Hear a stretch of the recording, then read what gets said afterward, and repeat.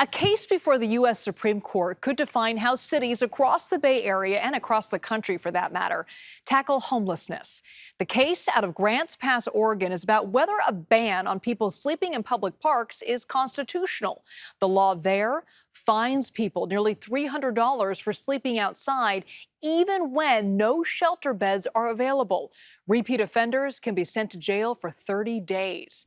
Lawyers for the city of Grants Pass argued the law is compassionate, and so far the conservative justices seem open to those claims. But the liberal justices question whether this law criminalizes homelessness. A ruling is expected by the end of June. Now, as justices heard those arguments last week, a coalition on homelessness held a rally in San Francisco. They sued the city over homeless sweeps. And homelessness has also been a huge challenge in Oakland. It's been more than a year since the city shut down the Wood Street encampment just under the MacArthur Maze. It was about a mile long, and firefighters called the encampment a hazard. They put out several fires there and said the situation was just becoming more dangerous. The city eventually closed that camp to make way for the construction of more affordable housing and help relocate the people who live there. Armanda Harry visited the Wood Street site with the man who used to live there. He says 12 months later, he is still struggling to survive.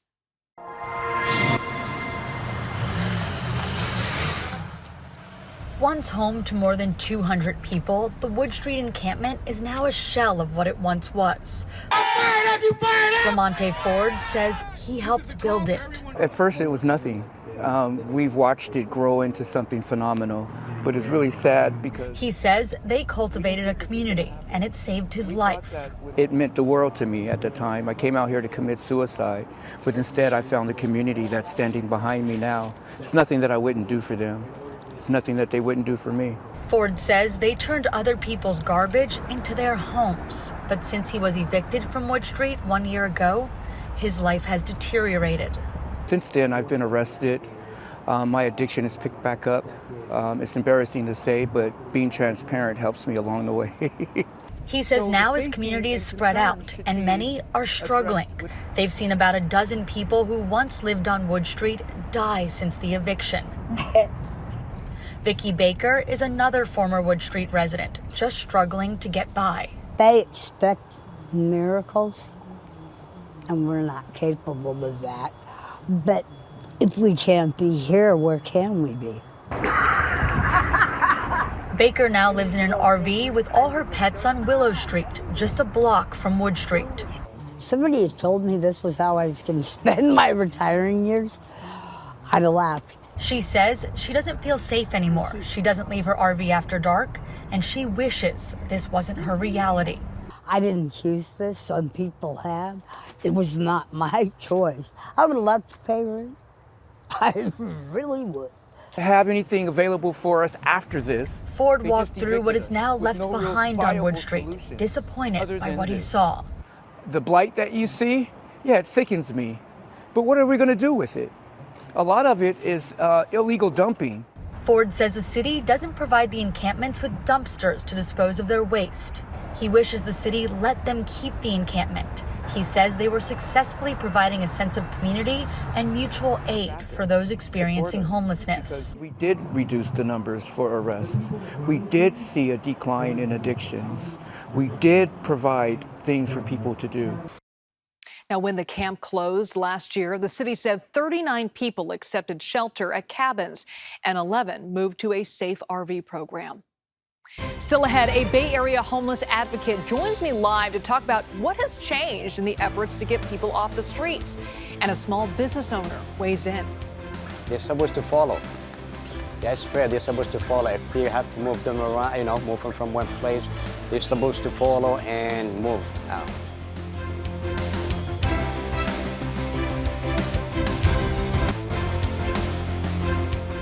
Our conversation this afternoon centers around homelessness. And the big question, are bans that target homeless encampments unconstitutional? Well, in 2022, a federal judge issued an injunction preventing San Francisco from sweeping its encampments. But officials say they only cite or arrest unhoused people when they refuse offers of shelter, and that they only clear encampments if they are a public health issue. Kenny Choi talked to a business owner in the Tenderloin about the recent changes that he's seen.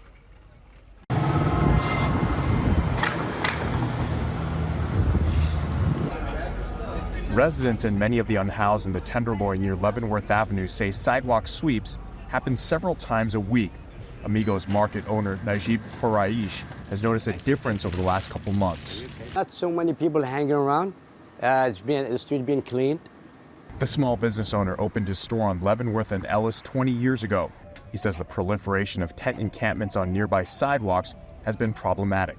If it's blocking the way of people through walking through the sidewalk trying to get to here, and people hanging like it's the tents are blocking them, that's something, it can be considered. He supports the city's effort to keep the sidewalks clear. Some people would be afraid coming to businesses like this when they see a lot of people gathering or on the street. Cities like San Francisco have been limited to how they can enforce encampment cleanups because of previous lower court rulings. So the question in this case is, do the homeless have some constitutional protection from being criminalized for what they have to do? Rory Little is a constitutional law professor at UC Law San Francisco. The likely result is that they will reverse the Ninth Circuit. A Supreme Court reversal would give cities more leverage in how they address homelessness, including encampments on sidewalks and parks. They're not going to get into the business of detailed regulation of the homelessness issue. And that in itself will be, in a sense, a victory for the city of Grants Pass. Little believes federal courts will have less of a role to play in the detailed day-to-day treatment of the homelessness issue. For Najib Quraish, he's open to more city enforcement to keep sidewalks clear of tents. They're supposed to follow. That's fair. They're supposed to follow. If they have to move them around, move them from one place, they're supposed to follow and move out. He believes that's good for small businesses and the city as a whole.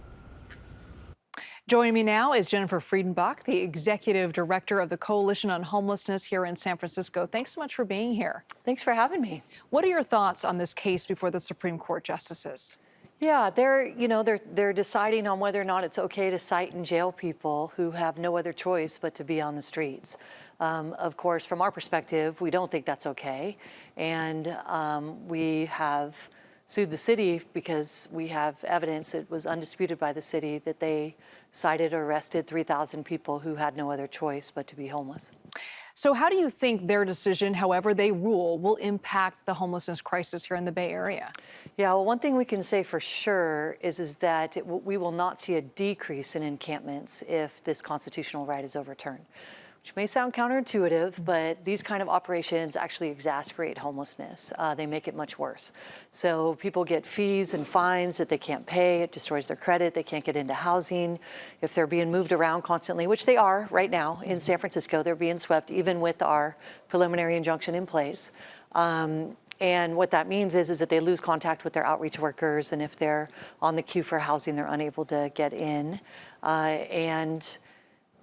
Really, it also disintegrates trust with folks, and they're less likely to engage with city officials because they're not, instead of building trust, they're threatening and doing quite the opposite. And a lot of folks on the streets, especially folks with mental illnesses, have pretty, severe amounts of trauma, and this is what's considered a trauma uninformed approach. It's not recommended, and for that very reason, because it makes homelessness worse. Why do you think homelessness is such a big issue here in the major cities here in the Bay Area? I'm talking about San Francisco, Oakland, and San Mateo County, where you first started your career.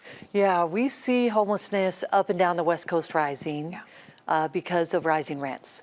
But it's the case across the country. We have a situation where there's a huge disparity between the amount of money that people are earning or receiving if they're on a fixed income and what the cost of the rental market is. Tons of studies have looked at this, and they've looked at it from all different angles, and that is the fundamental reason, and that's what drives up homelessness. So the solution then is really kind of obvious, and housing is foundational, and so we need a serious ongoing effort to invest in housing at the federal, state, and local level. So it's not mental illness, it's not drug abuse, it's rents. It's how expensive it is to live here in California. Yeah, if you look at the data, it's really interesting because people on entrance into homelessness, very small proportions are entering homelessness because of substance use or mental health issues.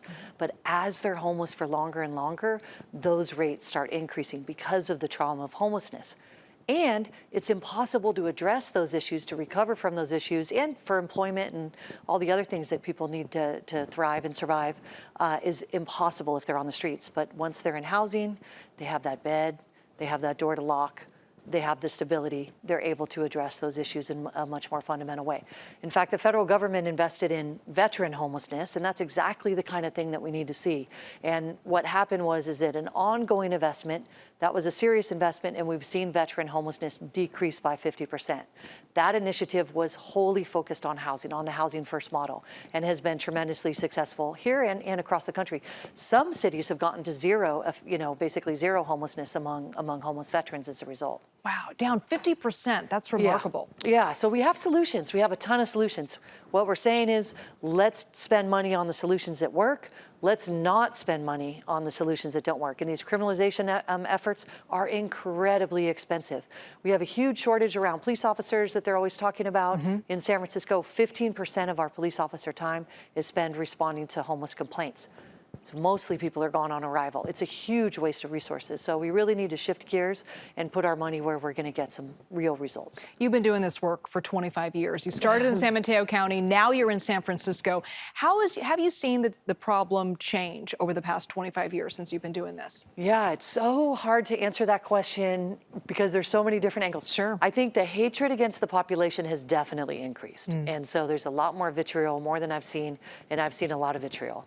At the same time, interestingly enough, in San Francisco, we were the only city up and down the West Coast, in the entire West Coast, that saw a decrease in homelessness coming out of the pandemic.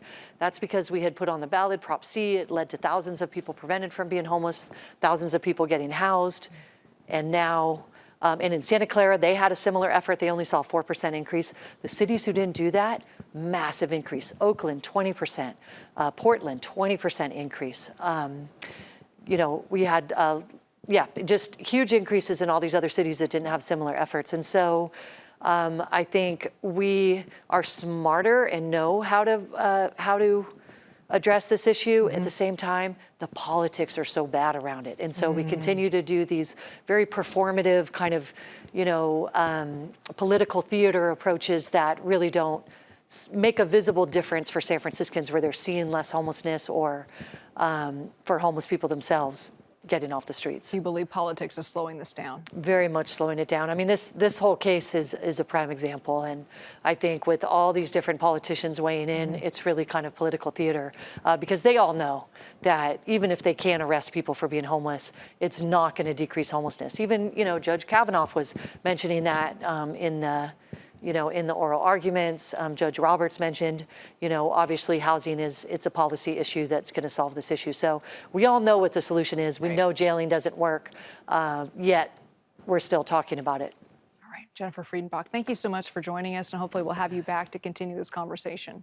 Thanks for having me. Thank you for being here. Well, still ahead, we take you to the South Bay, where a valuable partnership could help get people off the streets. Continue our conversation now on how Bay Area cities are finding new ways to bring people living on the streets inside. San Jose is trying a new idea with the help of a well-known philanthropist. The city is leasing a private lot to build 150 temporary housing units on Via del Oro and San Ignacio Avenue in South San Jose. Mayor Matt Mahan actually jumped into the driver's seat and took the controls of an excavator to break ground on this project. It's the first time San Jose has set up an interim housing solution on private land. 2 acres on Via del Oro, owned by longtime developer John Sobrato. It's about $5 million worth of industrial zoned real estate. He's leasing to the city for $1 a year for 10 years. We actually started developing this neighborhood back in the mid-70s, and this is the last parcel that we haven't developed yet, and have no plans to do anything on the site for a few more years. So it just seemed logical to make it available to the city of San Jose. Dignity Moves will develop 150 housing cabins and other buildings to provide support services to help the people who move in find permanent housing. The city will give housing preference to people already camped in that neighborhood, like Gigi Archibald. She's been on the street since losing her job during COVID in 2020. I want to go indoors because that's where I need to be. That's where I want to be. That's where I'm comfortable and I feel like I'm safe. And it's time. For me, I feel like it's time. The housing will be built modular style so it can be moved to another site when the 10-year lease is up. We'll be right back. Thank you so much for joining us for today's heavy conversation about the homelessness crisis here in the Bay Area and the landmark case before the U.S. Supreme Court. We'd love to hear what you think about all of this. Post your thoughts online using the hashtag KPIX. The CBS Evening News is next right here on KPIX, and local news continues on our streaming service, CBS News Bay Area. I'll see you at 5 o'clock. Thanks for watching. You can get the latest headlines and weather over on Pix Plus. And remember to like and click the button on the bottom left of your screen to subscribe for the biggest Bay Area news.